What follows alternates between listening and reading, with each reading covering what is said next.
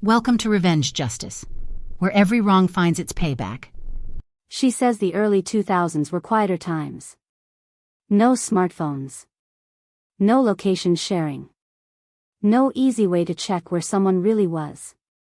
If you wanted to hide something back then, it was easier. At first, nothing felt wrong. Their life was ordinary. 2 young kids. School runs. A part-time job. Weekend errands. The kind of routine that feels too normal to question. Until the kids started talking.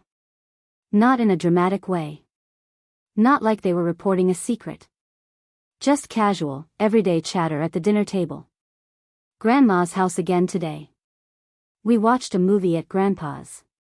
It happened once. Then twice. Then again.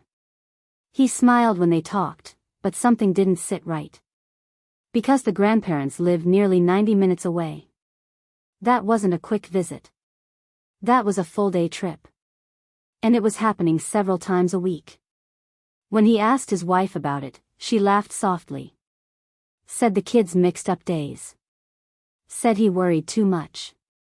But her answers came too fast. Too practiced. That's when the doubt took root. He didn't argue. He didn't accuse.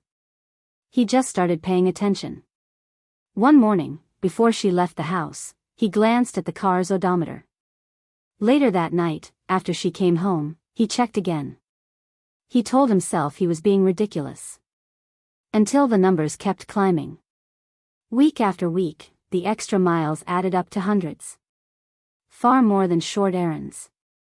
Far more than trips across town. And still, she said nothing. The house began to feel different after that. Not louder. Not colder. Just, staged. Like he was watching a performance instead of living a life. Then one afternoon, the smallest mistake changed everything. She had been on the family computer. In her rush to leave, she forgot something. A sticky note. A password. Sitting right beside the keyboard. He stared at it for a long time. Then he sat down, and logged in. What he found wasn't a single message. It was a history. Emails stretching back months. Maybe longer.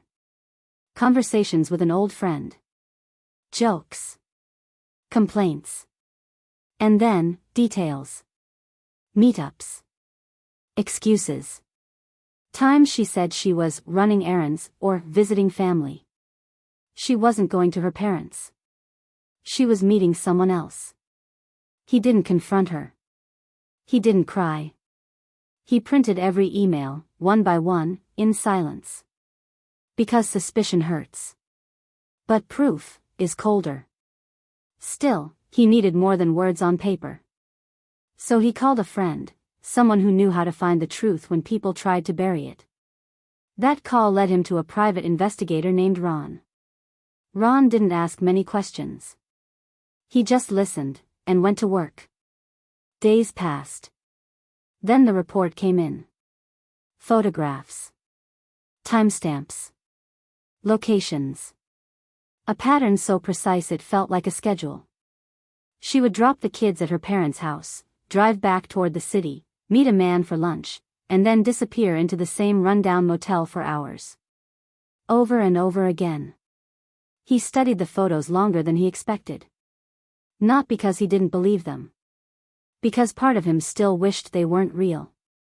But this wasn't just about betrayal. He had grown up in a house where secrets like this exploded. He remembered the shouting. The slammed doors. The years of resentment that followed. He wouldn't let that be his children's story. So he made his decision quietly. A lawyer.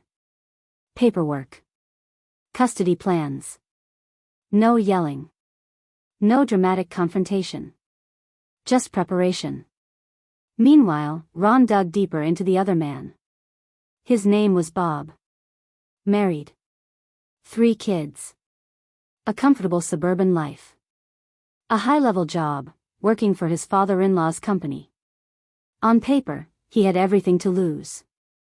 And soon, he would. The day his wife was served divorce papers at her workplace, she thought her secret was still safe. She didn't know that, across town, another door was opening. Ron sat down with Bob's wife. He placed the evidence on the table. He didn't say much. He didn't need to. Because once the truth is visible, it speaks for itself. What happened next didn't unfold all at once. It unraveled. Bank accounts emptied. Children taken somewhere safe. A furious father-in-law who realized the man he trusted with both his business and his daughter had betrayed them all. Bob lost his job. Then his house. Then, piece by piece, the life he thought was untouchable. Court records later showed a storm of legal battles. Restraining orders. Police involvement. Family confrontations that spiraled into violence.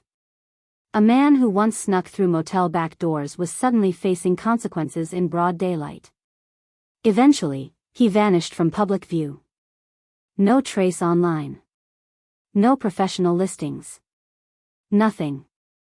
Just a ghost of his own decisions. Back in the quiet house where it all began, the husband focused on only one thing, his children. The divorce was finalized without theatrics. Conversations stayed brief. Practical. About school. Health. Schedules. Nothing more. Years passed. The kids grew up. And the house, once filled with secrets, finally felt still again. He doesn't hate her. He doesn't chase revenge.